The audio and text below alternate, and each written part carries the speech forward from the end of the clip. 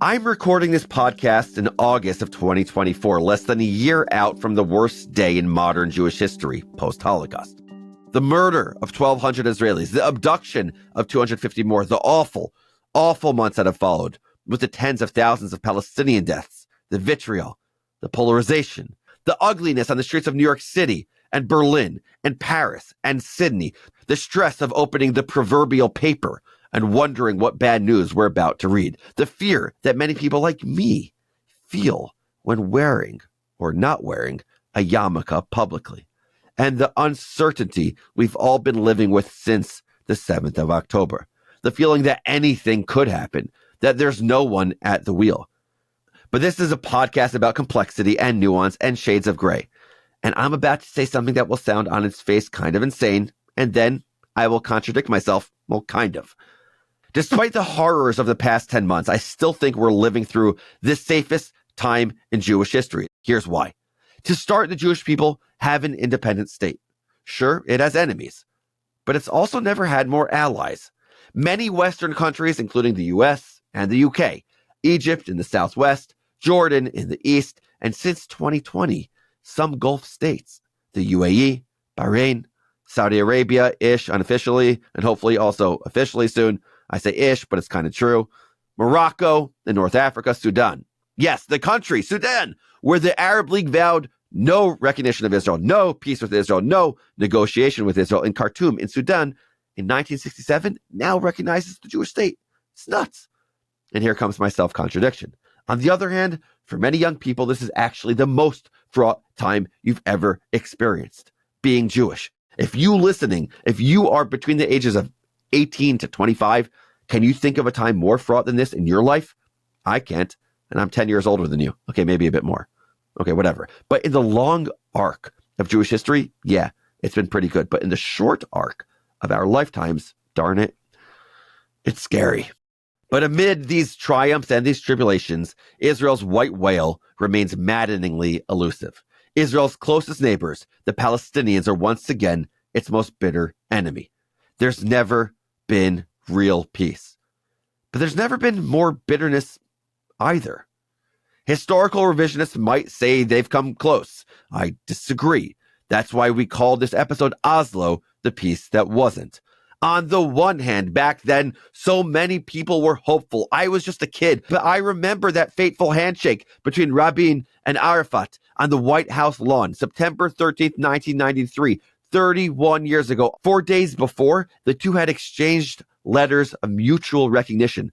Recognition, not peace, not respect, not, hey, we both deserve states, let's talk this thing out, but still a critical first step. Today, that critical first step feels farther away than ever. Sure, Israel and the Palestinian Authority recognize each other, but the PA is in no shape to be inking peace agreements with Israel, not when its hold on power is so tenuous, not when its corrupt president, Mahmoud Abbas, signed a so-called unity plan with members of Hamas. And to be clear, I do not normally take shots at people and call them corrupt, but dude has been in power for almost 20 years with no elections, and his own people trust him about as far as they can throw him. As long as the architects of 10-7 are still in power, there's no hope of mutual recognition, let alone peace. So why are we relaunching this episode? Why rub salt in the wound? The promises of Oslo never materialized, but other victories did. Triumphs we couldn't have imagined in September of 1993. Yitzhak Rabin wasn't a perfect leader, and the Oslo agreements weren't a perfect plan, but they illustrated what it could look like when a leader dares to hope, what it could look like for Israelis, for Palestinians, for all of us to follow that hope, to reach out, to shake hands. And I think we could use a dose of that radical imagination right now, that daring to hope. What does the next era of Israeli-Palestinian relations look like? What should it look like? So have a listen to this re-release from our second season. As always, I want to hear your thoughts about Oslo, about current events, anything really. Reach out at noam@jewishnpack.com. Yalla, let's do this. Hey, I'm Noam Weissman, and you're listening to Unpacking Israeli History, the podcast that takes a deep dive into some of the most intense, historically fascinating, and often misunderstood events and stories linked to Israeli history. Unpacking Israeli History is generously sponsored by Alan Fisher and Barbara Summer, and John and Richie Teller.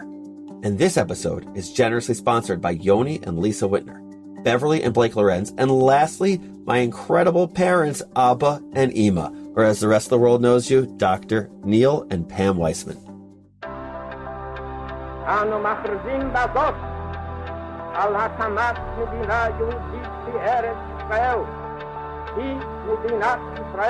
We, the people of Israel, are prepared and anxious to meet the representatives of our neighbors without any preconditions.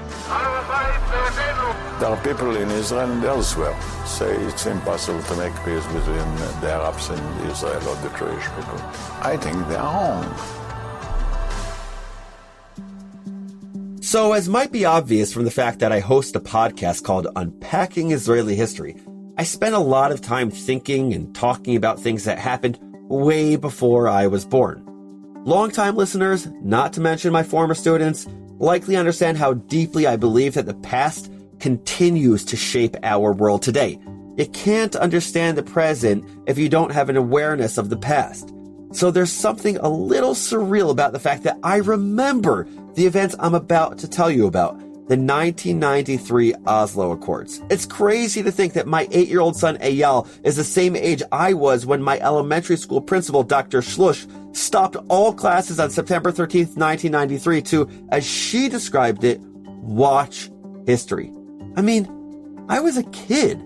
I couldn't have found Oslo on a map, but I do remember in stark and haunting detail the atmosphere in Baltimore, Maryland, as we learned that the Israeli government had been meeting secretly with the Palestinians, and that these meetings, by some strange and inexplicable magic, were expected to turn into a lasting peace deal.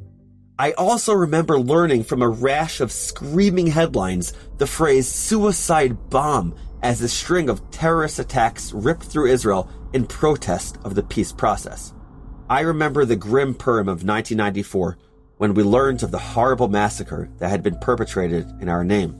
And I remember with awful, piercing clarity the sorrow and horror of learning that one of our own had killed the Israeli prime minister, and with him, any hope that the promises of Oslo would ever come true. But here's the thing.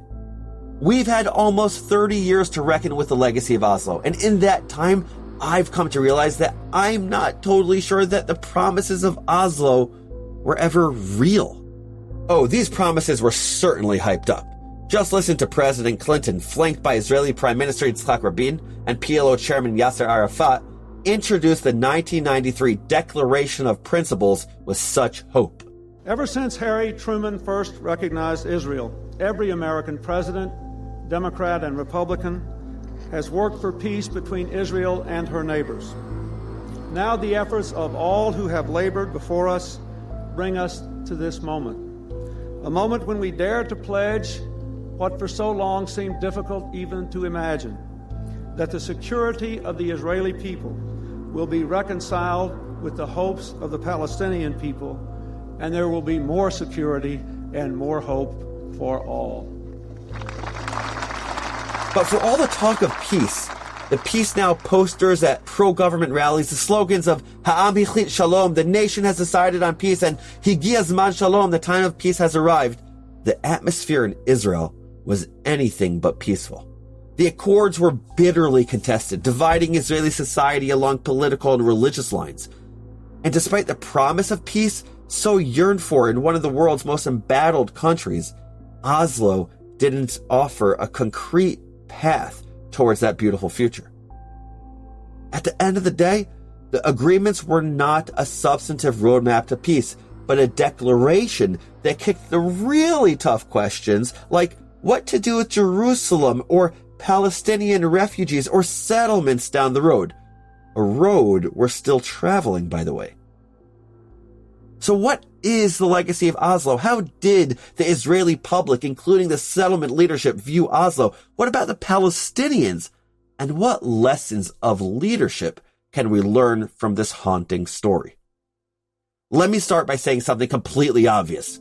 The Arab-Israeli conflict has been a thorn in the side of American presidents since, well, 1948, give or take a few years. In 1991, President George Bush Sr. grabbed his chance to be the president who brought peace to the region, declaring to Congress that, quote, the time has come to put an end to the Arab-Israeli conflict. Okay, easier said than done. Bush, or more accurately, Secretary of State James Baker, did manage to get Israel, Egypt, Syria, Lebanon, and a Jordanian-Palestinian delegation into the same room during the Madrid Peace Conference of 1991. Ultimately, the conference went nowhere, with one small bright spot. This marked the first time that these parties had negotiated with each other directly, a process that was about to be replicated. By January 1993, the Israelis and the Palestinians had opened secret negotiations far from their contested borders. It's hard to overstate how momentous this was. Since the PLO's founding in 1964, Israel had refused to negotiate with what it considered a band of terrorists. The PLO had to attach itself to the Jordanian delegation in order to enter the room at the Madrid conference. But in Oslo, Norway, Israelis and Palestinians were meeting, talking, negotiating for the first time. And I'll ask, but I think we all wonder, Norway? Why Norway of all places? Well, it started as a research project. A professor named Terje Roed Larsen was researching Palestinian living conditions in the West Bank and Gaza. Classic, right? Isn't this how all major political upheavals start? With his contacts in the region, he and his wife Mona Jewel were well placed to bring together Israelis and Palestinians for the first time. Now, for reasons I'll explain shortly, the initial talks were conducted in utmost secrecy. Truth be told, Rabin was reluctant to get involved at first. The man who became the face and eventually the martyr of the peace movement agreed only begrudgingly to parley with the Palestinians. In fact, Rabin didn't even want the Mossad or the Shin Bet, the country's intelligence agencies, to know about the talks at first. This secrecy led to a bizarre mismatch between the Israeli government and its intelligence agencies, which Ronen Bergman summarizes neatly in his awesome book, Rise and Kill First. Here's what he says. While the highest levels of the Israeli government were trying to negotiate peace, the country's intelligence agencies continued fighting a covert war, unaware that anything had changed. In a twist that could have come out of a spy drama or a comedy or a comedic spy drama, the director of the Mossad learned about Oslo from a bugged chair he had placed in Mahmoud Abbas's office. It was only after the incident of the so-called singing chair that Mossad and Shin Bet officials began, quote, meeting with men who, a few short months earlier, had been their targets for either espionage or assassination. But how do you start a conversation about peace with someone who you've been trained to kill? First, you recognize his right to exist. On September 9th, 1993, Rabin and Arafat exchanged letters of mutual recognition. The PLO chairman admitted Israel's right to exist in peace and security, renounced terrorism, and promised to revoke certain unsavory articles in the PLO charter. You know, the ones that pledge to Israel's destruction while also not recognizing its existence. Rabin wrote back, quote, in light of the PLO commitments included in your letter, the government of Israel has decided to recognize the PLO as the representative of the Palestinian people and commence negotiations with the PLO within the Middle East peace process. So the PLO and Israel recognize each other, which may sound small, but was absolutely unprecedented. Now what? Well, the first installment of the Oslo Accords, signed in September of 1993, set forth some ground rules. First, the Accords established that there would be a democratically elected Palestinian interim self-government authority that would rule the West Bank and Gaza. This interim period was supposed to last 5 years, at which point there would be a more permanent, democratically elected government. So to ensure a smooth transition into self-determination, the Accords mandated that the Palestinian interim government would establish all kinds of entities to deal with infrastructure. It's amazing how incredibly mundane the business of government is when you get down to it. Someone has to make sure the lights stay on and the sewage stays out of the street. Finally, to ensure this government actually had land to rule, Israel would withdraw from the Gaza Strip and parts of the West Bank, starting with the ancient city of Jericho. 2 years later, a new set of accords, known as Oslo II, were signed in Taba, Egypt. This agreement had some lasting consequences for the status of the West Bank, dividing it into 3 areas, creatively named Areas A, B, and C. Area A, which comprised 6 major Palestinian cities in the West Bank like Ramallah, Tulkarem, and Jenin, would be run entirely by the Palestinians. Included in Area A were some regions with religious significance to all 3 Abrahamic faiths, including Bethlehem and Nablus, better known in Hebrew as Shechem. Area B, which is where roughly 68% of West Bank Palestinians lived as of 1995, would be governed entirely by the Palestinian government. But Israel would be in charge of security, a duty that overrode the Palestinian Council's responsibility for public order. Finally, Area C, which has the least amount of Palestinians, but included Jewish settlements and was strategically important for Israel, would be controlled mostly by the Israelis. And the city of Hebron, which houses the tomb of the patriarchs, i.e. Ma'arat HaMachpelah, would remain under Israeli control. Outside of land, the Palestinian Council would be responsible for things like healthcare and education. And Israel also agreed to release an unspecified number of Palestinian prisoners in 3 stages. That's it. Pretty anodyne stuff for us in 2021, to be honest. But it is not an exaggeration to say that when the terms were announced back in the early 90s, Israelis and Palestinians alike went wild. Many Israelis, particularly settlers, asked themselves, has the government lost its mind and prophesied that nothing would come out of this pretend peace except blood? These are direct quotes, by the way, from Yossi Klein Halevi's excellent book, Like Dreamers.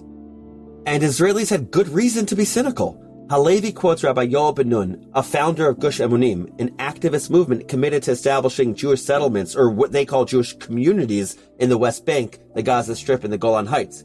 Rabbi Ben Nun believed that Fatah, the people running the negotiations, is not more moderate than Hamas.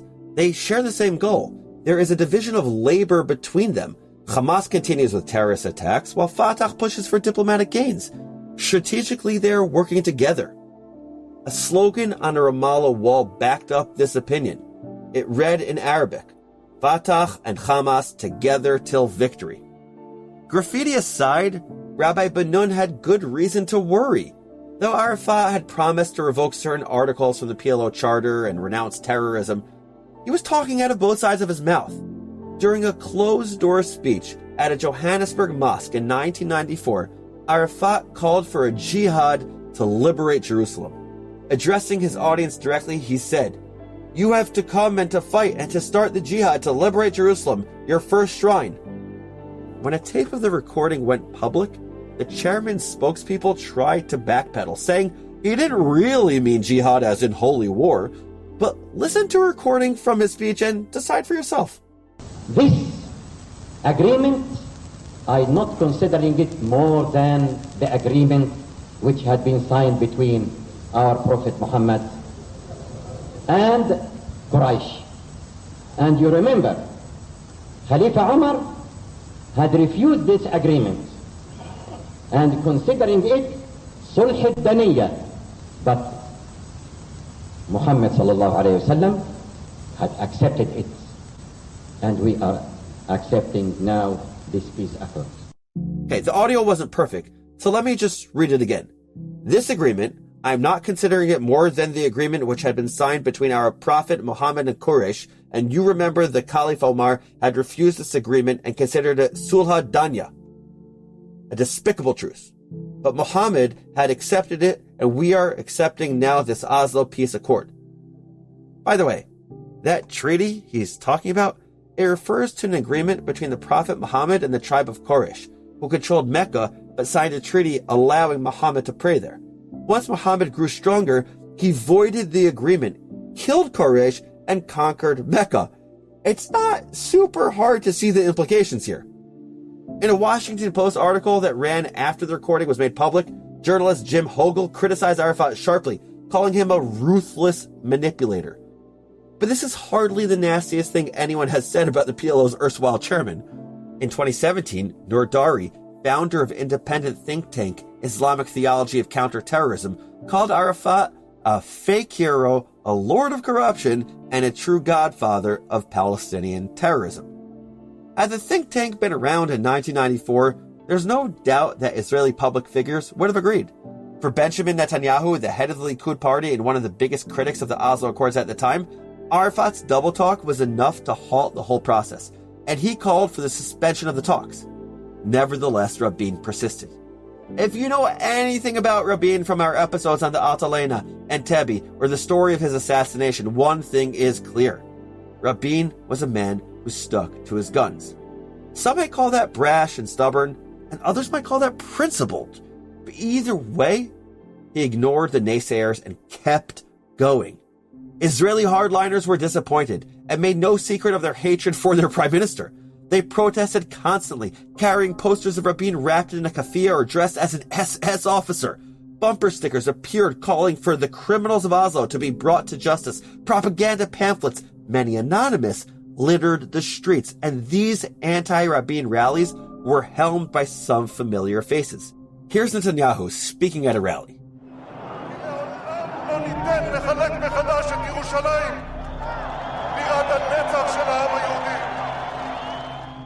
He's saying, we will never allow Jerusalem to be divided again, the eternal capital of the Jewish people. Remember, Oslo didn't make any statements about Jerusalem, and Rabin himself emphasized that Jerusalem would never be divided. But Netanyahu knew what to say to rouse his supporters. Here are those same supporters calling for Rabin's expulsion in no uncertain terms.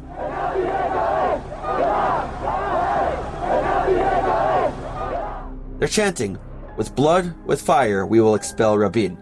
A threat that would indeed come true in November of 1995. Again, if you haven't listened, check out our episode from season 1 about Rabin's assassination. Nerd Corner. Some believe that Rabin's Orthodox assassin had help from a mystical source. A group of ultra-Orthodox rabbis led by Mexican-Israeli rabbi Yosef Dayan placed a Kabbalistic curse called a pulsa denura, or the lash of fire, on Rabin just a month before his murder. To be clear, the pulsa denura has been levied, or at least used as a threat against multiple Israeli politicians, among them Ariel Sharon and Naftali Bennett. A 2005 Haaretz article wryly notes, it is doubtful if any Israeli public figure could be considered truly high-ranking without a pulsa denura being invoked against him at least once. By the way, just to extend the nerd corner, the origin of the pulsa denura is highly contested, with Haredi professors and scholars claiming that there is no such curse and that any attempt to perform one is based in fantasy, not Kabbalistic sources. But I bring up the curse not to suggest its veracity, but to give you some idea of what was going on in Israeli society at the time.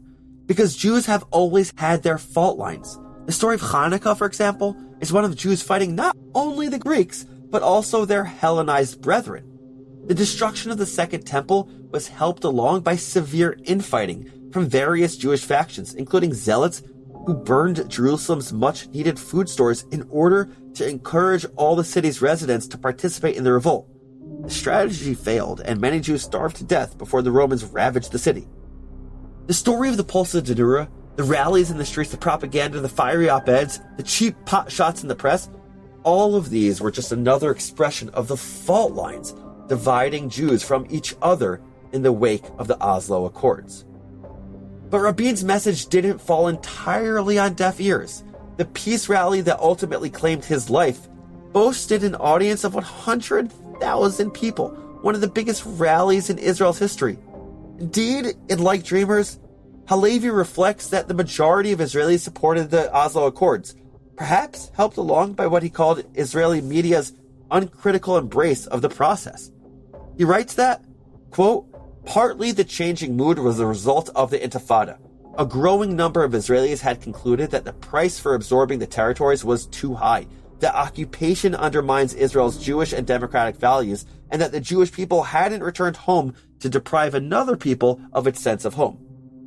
Halevi points out that this support made sense. It was the 90s. UN Resolution 3379, which declared Zionism to be racism, had been repealed. Check out that episode. And previously undreamt of material comforts were making their way to Israel. Cable news, McDonald's, international products. Israelis were ready to be just like everyone else. A nation that could focus on itself rather than an endless, exhausting war with its neighbors. Just a few kilometers away, the turmoil on the Israeli side was matched by the reluctance of many Palestinians. An Al Jazeera timeline downplays the Palestinian reaction to Oslo as follows.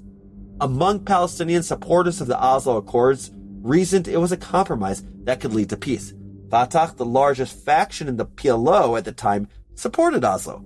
But other political parties outside of the PLO, such as Hamas and Islamic Jihad, opposed the accords and warned that a two-state solution would betray the rights of Palestinian refugees to return to the land taken from them during what they called the 1948 Nakba.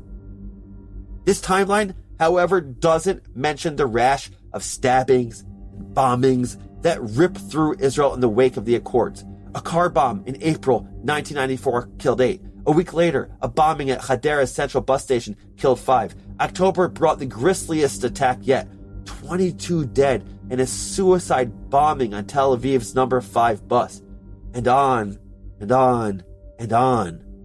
In his book, Once Upon a Country, Sayur Nusaybeh is much more straightforward. He tells us plainly that in the wake of the Accords, pictures of Arafat were burned throughout the West Bank. The local Hebronites greeted PLO leader Faisal Husseini with stones when he tried to go to the scene. Scholar Shamir Hassan explains that while the Palestinian left would in theory support a peace process with Israel, they still opposed Oslo because there was no promise, let alone mention of a state for Palestine. Yes, there was a sort of autonomy for the Palestinian people, but for Israel, that autonomy merely relieved them of the economic burden of the Palestinians while allowing them to keep all the control. Therefore, real peace couldn't come from it, they argued. Ironically, many Israelis, settlers chief among them, felt that Oslo posed a serious threat to the status quo. They feared being ripped from their homes and expected to be further delegitimized by their dovish government. After a terrorist attack in early 1995, Rabin said, "We don't want the majority of the Jewish population, of whom 98% live within sovereign Israel, to be vulnerable to terrorism," implying, at least to settlers, that their lives were worth less than the average Israelis, simply because of where they lived. Aware of his misstep, Rabin made significant concessions to the settler movement. In Once Upon a Country, Nusaybeh articulates a Palestinian interpretation of what was happening, saying, Rabin pandered to the settlers by pumping billions of shekels into settlement defense and infrastructure. Halevi recounts that because of the intervention of religious leaders, Rabin demanded special concessions to protect Kever Rachel and Kever Yosef, the burial places of Rachel and the burial place of Joseph, on the outskirts of Bethlehem and Nablus Shechem, respectively. At the same time, according to Noah Tishby's book, Israel, A Simple Guide to the Most Misunderstood Country on Earth, Rabin reduced the governmental incentives for the building of new settlements that the Likud-led government of the 80s had put in place. This, despite the fact that the Declaration of Principles did not demand a freeze on the construction of settlements. None of this mattered to the settler movement, by the way. To the settlers and many Dati Leumi Israelis, that means national religious, it didn't matter how many concessions Rabin made to them. He was still the man handing over parts of the West Bank to an enemy who had masterminded countless massacres and terrorist attacks. As terror attacks ratcheted up, more and more Israelis would come to believe that talks with the Palestinians were fruitless. Oslo II, which mandated the withdrawal of the IDF from most of the West Bank, passed in the Knesset by the thinnest of margins, 61 for, 59 against, and many of the ayes were from the Arab anti-Zionist parties. But Rabin was unfazed. "I will make peace with whatever majority is available," he declared. But what peace was there when Hamas and Islamic Jihad were blowing up buses and stabbing people in the streets? For Israelis, there were two options. Either Arafat couldn't control his people, which was bad news for anyone who relied on him as a partner, but the other option was worse. He could control his people, and sending them out to attack Jews was his way of doing it. According to Ronen Bergman, Rabin complained that Arafat and his people were doing nothing at all to rein in Hamas and Islamic Jihad. By early 1995, the Israeli establishment had realized that the PLO was useless. The director of the Shin Bet at the time, Carmi Gilon, said, "We decided ultimately that we would rely solely on ourselves and to make every effort to combat terror." A wise move, I guess, because for his part, Arafat maintained that the suicide bombs were a false flag operation, floating the ludicrous and absolutely baseless claim that, quote, "a secret Israeli organization by the name of OAS that functions in cooperation with Hamas and the Islamic Jihad, whose aim is to disrupt the peace process, is behind these attacks and many others." Shimon Peres put it rather diplomatically when he said of Arafat, "Facts and the truth did not always interest him." But despite his terrible partner in the peace process, Rabin forged on, and the press was with him, playing on everyone's greatest hopes: prosperity. The early hard-scrabble days of the state were long over, and the socialism of the state's forefathers was eroding. Everyone, Israeli and Palestinian alike, hoped for a turn in their fortunes. Both the PLO and the Israeli media marketed Oslo as a harbinger of untold riches. Yossi Klein Halevi recounts the financial section of the Yediot Achronot newspaper featuring a cartoon of a dove with a $100 bill in its mouth. These promises unfortunately never came to pass. Though Arafat certainly lived lavishly with money he skimmed from PLO funds, his people didn't see a dime. But it wasn't only Arafat who annihilated all hopes of peace and prosperity. For many on the Israeli left and right, it was 25-year-old Orthodox law student Yigal Amir who did that when he murdered Rabin with 3 shots to the back as Rabin left a peace rally where he had sung Shir LaShalom, a song for peace just moments before. The text of the song was found in his suit pocket, crumpled and stained with blood. It wasn't just hope that was killed that night. As Israeli rock star Aviv Geffen, who performed at the rally right before Rabin was assassinated, put it in his song Mered Hadma'ot, they murdered peace in the square.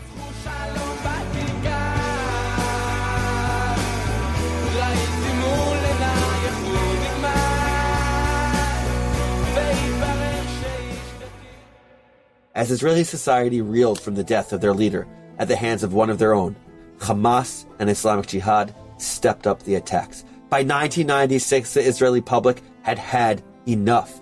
In a surprising upset, they voted out dovish Prime Minister Shimon Peres, who had been predicted to win another term by a comfortable margin, in favor of hardliner Benjamin Netanyahu. Netanyahu's right-wing government didn't completely halt the negotiations. The peace process limped along until 2000, dying a slow death by 1,000 cuts. Finally, in September of 2000, the relentless violence of the Second Intifada stomped all over its grave for good measure. So what are we to make of this? 30 years on, where should we stand on Oslo? Maybe Oslo's most lasting legacy was the fact that it brought Israelis and Palestinians to the negotiating table for the first time. And more importantly, it brought along the Jordanians who brokered a peace deal with Israel in 1994. Still, many are cynical about what Oslo really accomplished. Ami Ayalon, the head of the Shin Bet, in the latter half of the 90s said of the Accords, it ultimately transpired that both sides felt cheated, with a great degree of justifiability. We didn't get security, and they didn't get a state. And this was despite the fact that, in the words of Halevi, Israelis came to believe that there was no alternative to a two-state solution, and that, quote, growing numbers of Israelis were accepting the once daring notion that the conflict with the Palestinians was between two legitimate national narratives. Remember, the original Declaration of Principles had never mentioned a self-sustaining Palestinian state. That's why so many Palestinians were so dismissive of it. And even if the idea of a two-state solution seems more unlikely and outlandish than ever as of 2021, for a few short years in the 90s, it seemed possible or plausible, even within reach. Well, at least for the Israelis. Palestinian scholar Sayed Nusayba writes, eventually the Israeli right found a way to embrace Oslo and the inevitable logic of a Palestinian state by redefining what it would be. It would have little territory, no control over its borders, no capital, or at least not one in Jerusalem, and no economic viability. According to one Likud politician, well, they want to call it a state? Fine. They can call it fried chicken if they want to. Ouch. But some Palestinians remember Oslo differently, as the time they were told by their leaders that peace, maybe even a country, was coming, and the time that, yet again, they found themselves still disappointed, still stateless, still hanging in limbo between terrorists on one side and widespread political corruption on the other. It's hard for me not to be cynical about Oslo, because as I reflected at the start of this episode, I was there. I'm old enough to remember it, and skeptical enough to understand what happens when you make promises that half your nation isn't prepared to handle.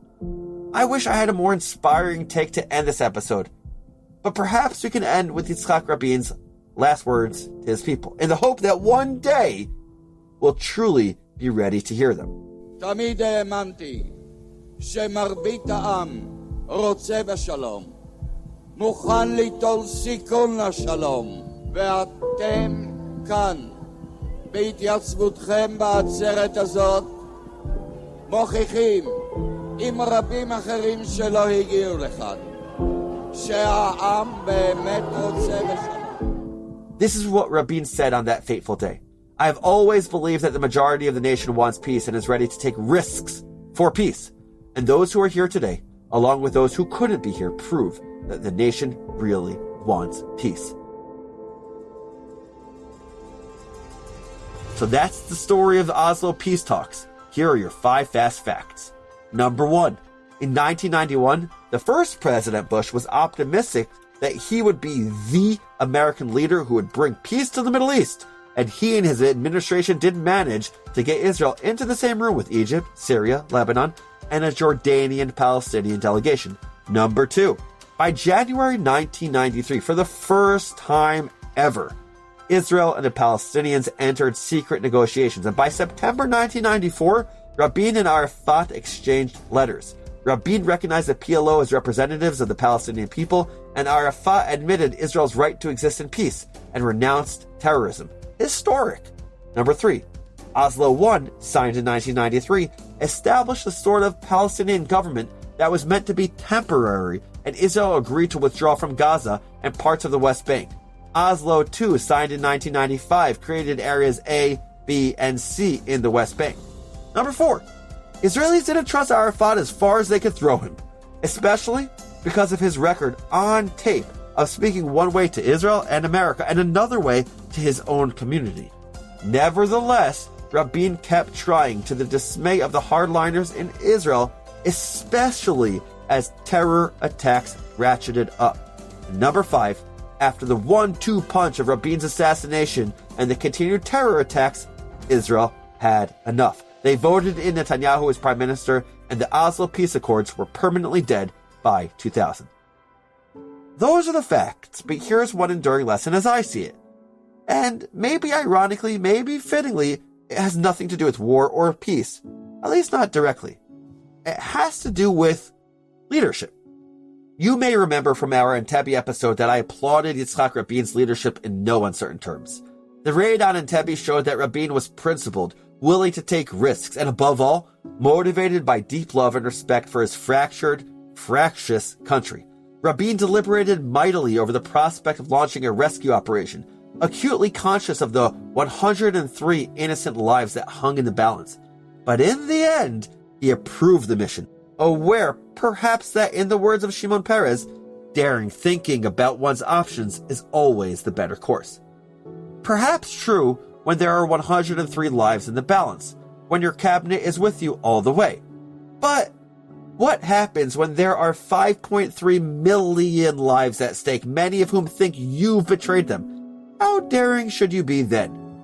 There were 5.3 million Israelis, 81% of them Jewish, the day that Rabin stood on the White House lawn, reluctantly shaking his enemy's hand.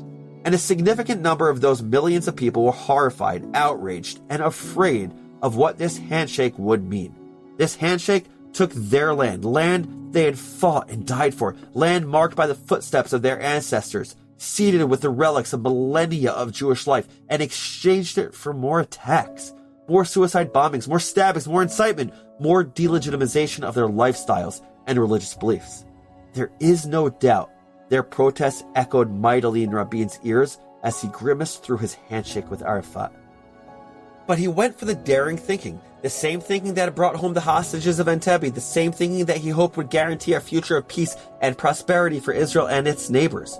But this time, the daring thinking failed, miserably, costing him his life and costing generations of Israelis and Palestinians any prospect of peace. Lord Rabbi Jonathan Sacks, of blessed memory, the former chief rabbi of Great Britain, wrote movingly but sadly of Rabin's legacy.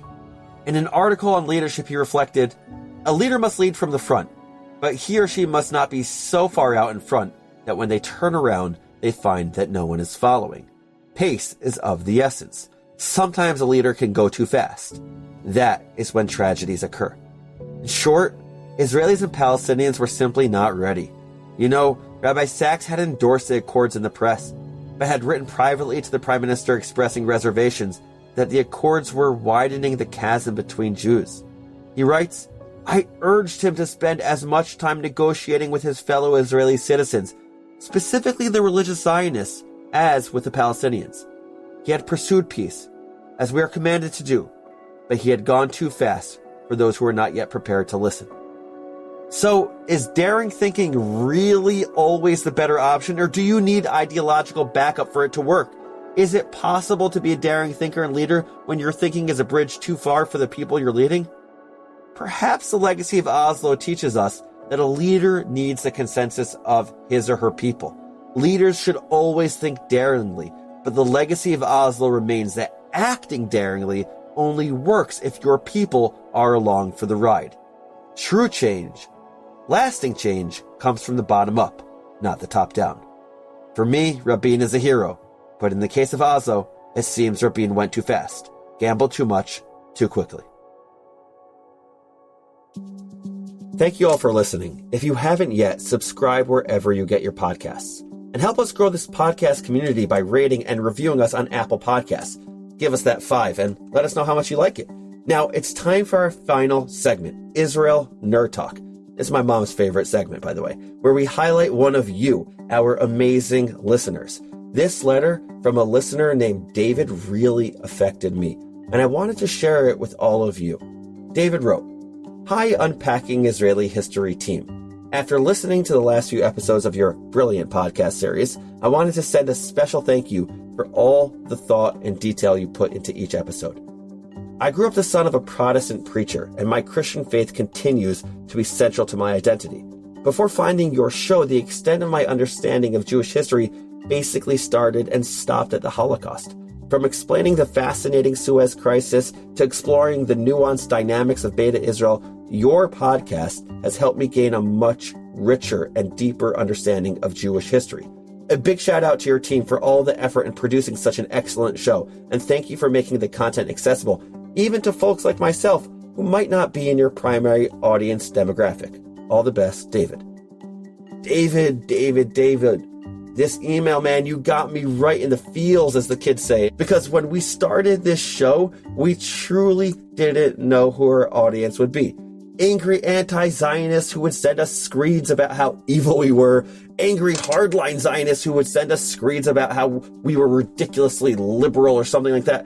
And yes, we have, people from all walks of life listening to the show, but the people we really wanted to reach were the people who didn't necessarily already have such strong opinions about everything, who wanted to approach Israel with an open mind and see what all the fuss was about, and, come out feeling positively about Israel with all the nuance. So, thank you. You made my day. And if you, listening, have thoughts to share, even if how ridiculous and evil we are, we want to hear it. Don't be shy. Be like David. Send us a message at podcasts@jewishunpacked.com. Unpacking Israeli History is a production of Unpacked, a division of Open Door Media.